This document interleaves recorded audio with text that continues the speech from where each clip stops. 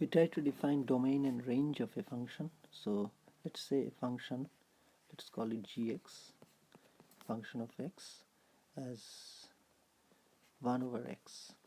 So when we say domain of this function, we mean what input values of what are the values of x, or the input values or the argument it can take that will make the function defined, or the function is defined for what sort of what set of arguments or input values. So we can see that x can be anything, any real value except any real value except 0, but not 0. So the domain of this function will be any real value but x is not 0. This is the domain of the function. And range of function is because in that domain, what are the y values the function takes, or what are the values that function takes. So y value means, like if we say that, if we define the function like that, then what are the values of y that the function will take, or what are the basically what are the values that function will take, because domain is the what are the input arguments that the function can have, and as a result of those input arguments, all possible input arguments, what are the value that the function will take. That is the range of the function. So in that case we can say that the range is any real y. It won't be 0 as well, because x has to be infinity for that, but we can say any real y, it should be okay. So yeah, and we see that all real values, because it can be positive and negative as well. So we will do a problem, says this one, what is, find the inverse function. So the function is given by like that, find the inverse function and domain and range of the inverse function.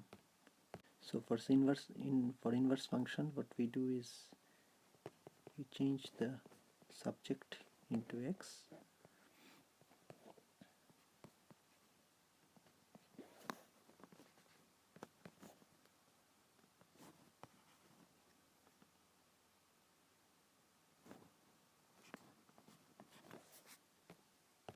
so we can say the inverse function is, we have to replace the y here with x, so it will become like that. This is important. The inverse function we will write also in terms of x. So for the inverse function, what is the domain? The domain here is any real x except x is not is equal to y. So x is not is equal to 0. X can be anything but not 0.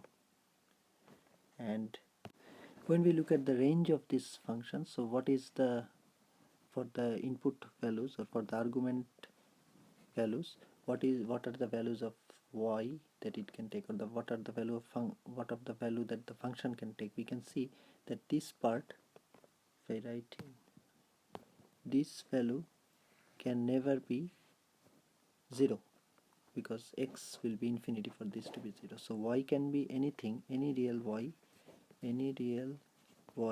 except y is not is equal to -1, because when this is 0, y will be -1, and that is not possible.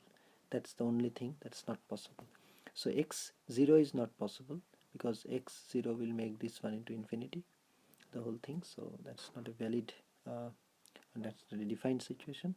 The function will become undefined, and when x is infinity, if x were infinity, then this part would become 0, and that would make y -1. So that is also not possible. So any real y, the range is any real y except y is not is equal to -1, while domain is any real x except x is not is equal to 0.